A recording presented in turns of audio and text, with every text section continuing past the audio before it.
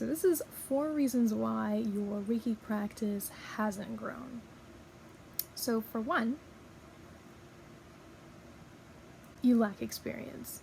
So when generally, for the majority of Reiki practitioners, a lot of them have gotten their attunements. It's usually a weekend, either 2 or 3 day process where you're learning Reiki and then being attuned for each level.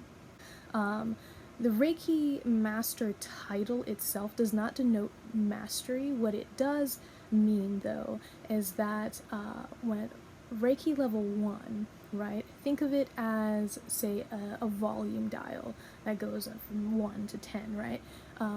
Reiki level 1 would be somewhere between 1 through level 4, right, of volume. And then once you are attuned to Reiki level 2, then that increases further, but it's not the full extent of how much Reiki you're actually channeling.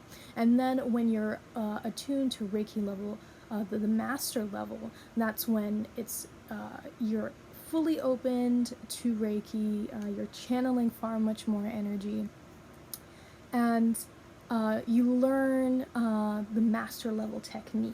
But if you haven't had enough time to really master each of the techniques and really integrate all of the information that you learned, you're still not going to have mastered it. Number 2, you're not documenting. So this is also a really big part. Every client that I've ever had, I document everything that's gone on within that session. So even if they come to me for multiple sessions, there's a new chart that's drawn up, and I write everything on there. This not only gives me a chance to see how things are developing for that person that I'm working on, but it also helps me to hone in on specific details of patterns that I'm noticing when it comes to certain types of conditions. Obviously, if you're not documenting, you will eventually obviously notice certain patterns, but you could really miss out on the more detailed stuff if you're not really recording what has gone on in that experience, and you might really kind of miss some really good bits of information by not exploring that. Number 3, you haven't mastered the basics.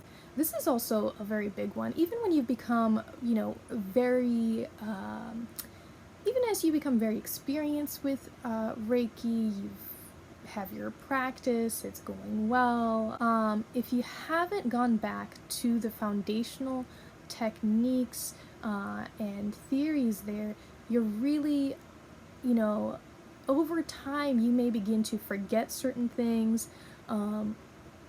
Perhaps you're not remembering them correctly, and so it's really important to really hammer down those foundational pieces, really master them, because and favor the mastery of the foundational parts over trying to experiment possibly even too early, because you really need to be tethered down in and rooted in a foundation, because that way you can really gain a better understanding of what you're doing and how the changing of a certain technique, how it affects that session that you're doing.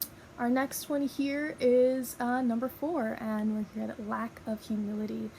This one is also really key too in terms of your growth in your own Reiki practice, and having humility, being humble enough to know that you're continually learning, being an avid student always, and knowing that even if you achieve a level of mastery, that there's still more that you can learn, and there's probably stuff to unlearn as well. And you never want to also discount what other Reiki practitioners are doing, even if it sounds strange or different, it's not the way that you do it, but to completely dismiss other people's ideas and how they do things is also really going to be kind of detrimental to your own personal growth as well. Well, anyways, that was the 4 reasons why your Reiki practice hasn't grown. I hope this was really helpful to you. Thank you so much.